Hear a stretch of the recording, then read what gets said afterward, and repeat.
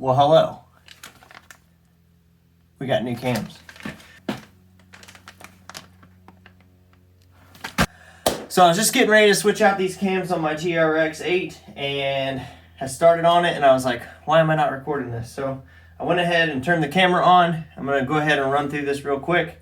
Not gonna really explain a whole lot, but that way you guys can see how it's done. It's super easy. You just take the cam off, you replace the strings onto the new cam as you're going. That way once you put the new cam on, all you gotta do is bolt it up and you're good to go. I'm gonna replace my top hats too because they got pretty damaged, and not really gonna talk a whole lot, just gonna run through it and let you guys watch it, and we'll see you on the other side.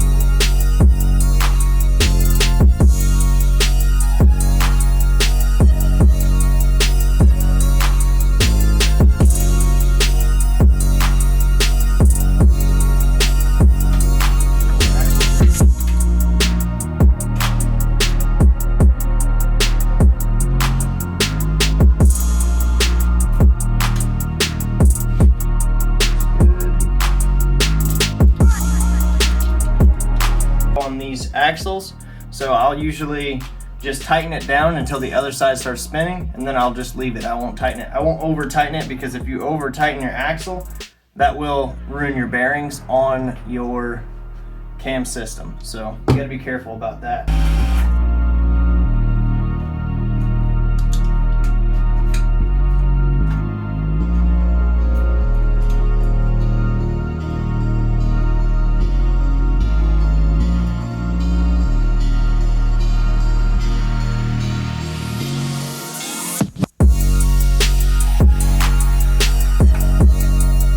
Thing that I really focus on while I'm doing this is making sure that when I lay my cams in the split limb on my bow, that I'm careful not to bump a whole lot of the bow press or the cam itself, because if you do that, sometimes it'll fall off, and when it falls off, it's gonna like completely untwist like everything on your whole system. So then you're gonna have to go through and pretty much retune everything and try to get it back where it was. So that sucks. The other thing I like to do is replace these top hats one at a time, because sometimes if you take them all out, you won't remember which way they were oriented. So I like to take them out one at a time, replace them as I take them out. That way I know I put them back in the right positions.